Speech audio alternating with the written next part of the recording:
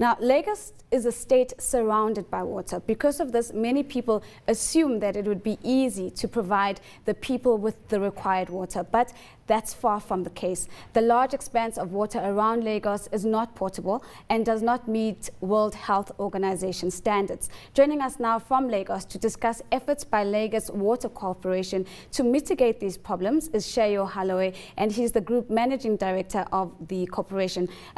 Seyo, thank you so much for joining us. 5 years ago, the state could only offer about 10% of the 20 million population in Lagos State with access to potable water. What gains have you made since?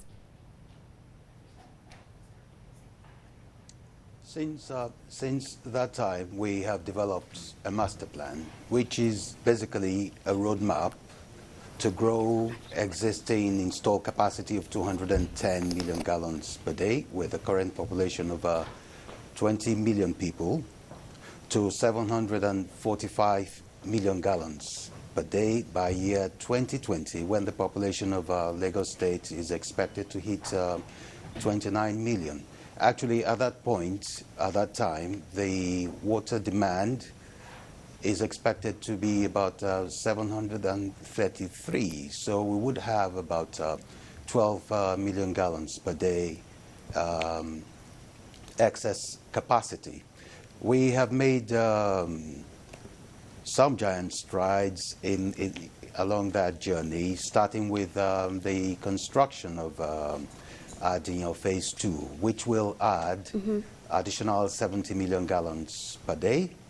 We are currently discussing with a foreign firm to develop the Yewa 100 million gallons per day ultimate capacity water scheme, which will be in 2 phases. And also discussing with a Nigerian company for the expansion of Ishasi Waterworks with a current capacity of 4 million gallons per day.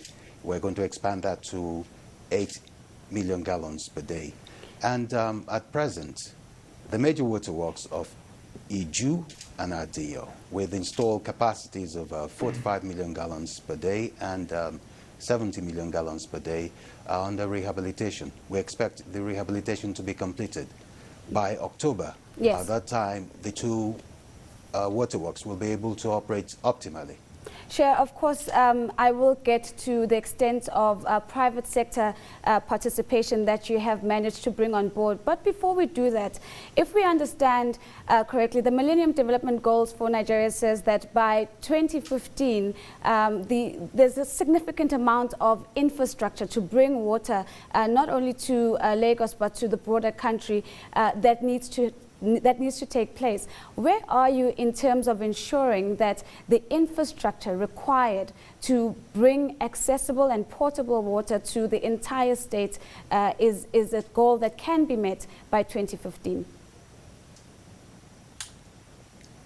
Yes, to a significant extent, we can have a good showing for that by 2015. By 2015, we would have completed Adinyo Phase 2, which is going to be 70 million gallons per day.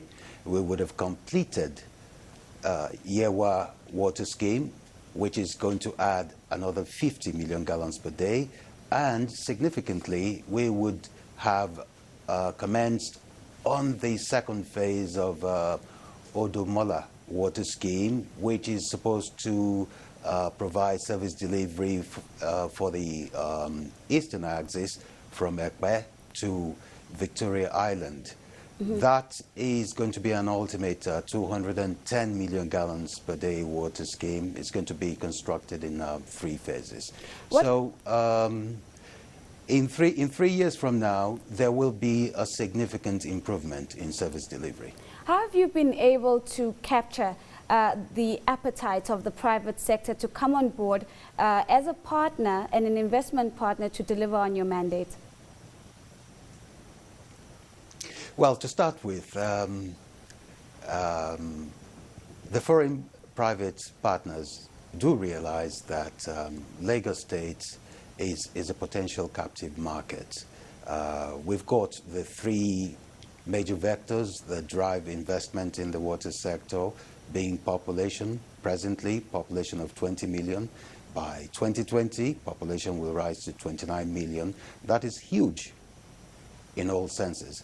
And then, of course, we've got abundant water resources, 4 major lagoons and 6 fresh water sources flowing into the lagoons. And thirdly, also equally important is the willingness to pay. Presently, because of the inability for us to meet current demand, which presently stands at about 540 million gallons per day. We are presently installed at about 210 million gallons per day, which then leaves a deficit of 330 million gallons per day. Customers are paying as much as 500% to buy water. Right. So the willingness to pay is there, and investors see that potential. Sure, let's maybe take on the biggest challenge that you have to date, and that is the perception that the quality of the water is well below international and acceptable standards. How are you addressing the quality and the sanitation element of the water problem?